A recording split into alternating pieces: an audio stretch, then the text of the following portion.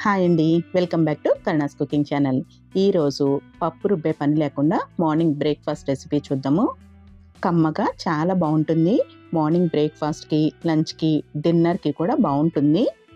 పప్పు రుబ్బడం మర్చిపోయినా ఆఫీస్కి వెళ్ళే వాళ్ళకి సింపుల్గా తయారు చేసుకోవడానికి బాగుంటుంది. దీనికోసము ఒక గ్లాసు తొక్క పెసరపప్పు తీసుకోవాలి. ఇంకా పెసరపప్పు ఎంతైతే తీసుకున్నామో అంతే క్వాంటిటీలో బియ్యం, అంటే ఒక గ్లాసు బియ్యం తీసుకోవాలి. పెసరపప్పు బియ్యంని శుభ్రంగా కడిగేసి ఎండలో ఆరబెట్టేసిన తర్వాత చూపిస్తున్నాను. ఇప్పుడు ఈ పెసరపప్పు బియ్యంని ఇలా కలిపిన వాటిని మిక్సీ జార్లో వేసుకుని రవ్వలాగా గ్రైండ్ చేసుకోవాలి.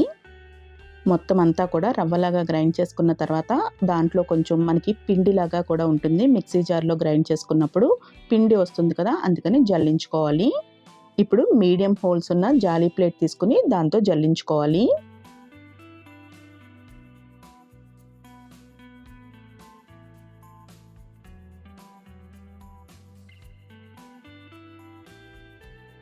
ఇలా జల్లించుకున్నప్పుడు పైన రవ్వలాగా ఉండిపోతుంది. అడుగున బాగా సన్నగా ఉన్న రవ్వ ఇంకా బాగా పిండి లాంటిది మనకి అడుగున వచ్చేస్తుంది. జల్లెల్లోకి బాగా లావుగా ఉన్న బియ్యం రవ్వ ఉండిపోతుంది కదా, అది మళ్ళీ ఒకసారి గ్రైండ్ చేసుకోవాలి. ఇప్పుడు బాగా సన్నగా ఉన్న ప్లేట్ తీసుకుని మళ్ళీ జల్లించుకోవాలి. అంటే మనకి అడుగున పిండి మాత్రమే వచ్చేస్తుంది.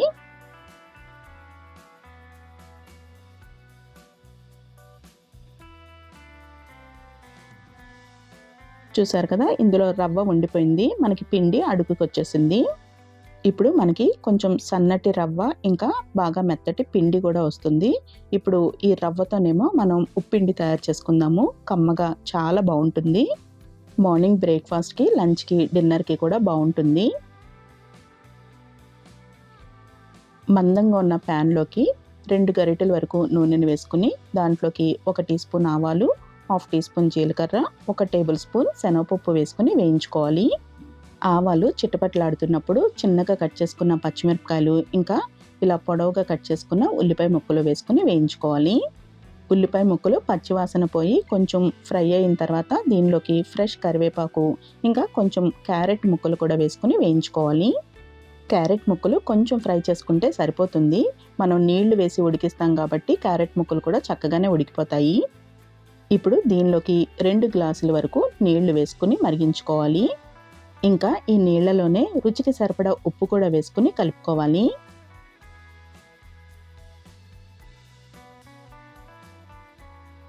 స్టవ్ని హై ఫ్లేమ్లో పెట్టుకుని నీళ్ళని మరిగించుకోవాలి. నీళ్లు ఇలా బాగా మరుగుతున్నప్పుడు మాత్రమే రవ్వని వేసుకోవాలి.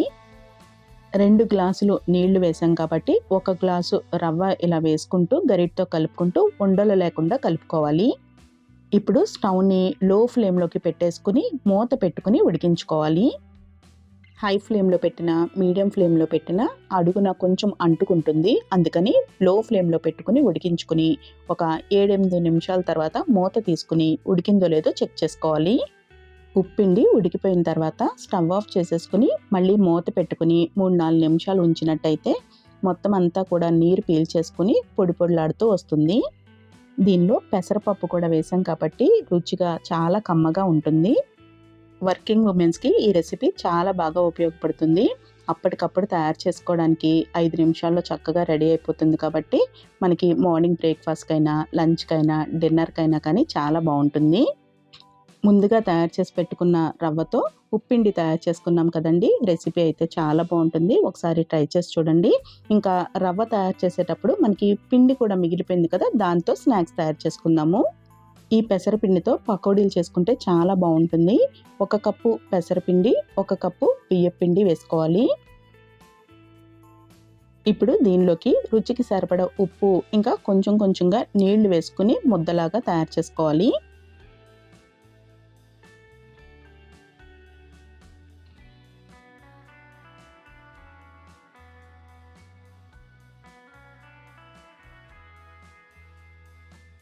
ఇలా గట్టిగా ముద్దలాగా తయారు చేసుకున్న తర్వాత మూత పెట్టేసుకుని ఒక అరగంట పాటు నాననివ్వాలి.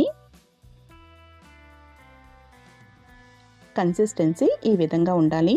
ఇప్పుడు దీంట్లోకి సన్నగా తరిగిన ఉల్లిపాయ ముక్కలు వేసుకోవాలి. ఇంకా మనకి టేస్ట్కి తగ్గట్టుగా పచ్చిమిరపకాయ ముక్కలు, 1 టీ స్పూన్ వరకు జీలకర్ర, ఇంకా కొంచెం అల్లం తురుము కూడా వేసుకొని కలుపుకోవాలి.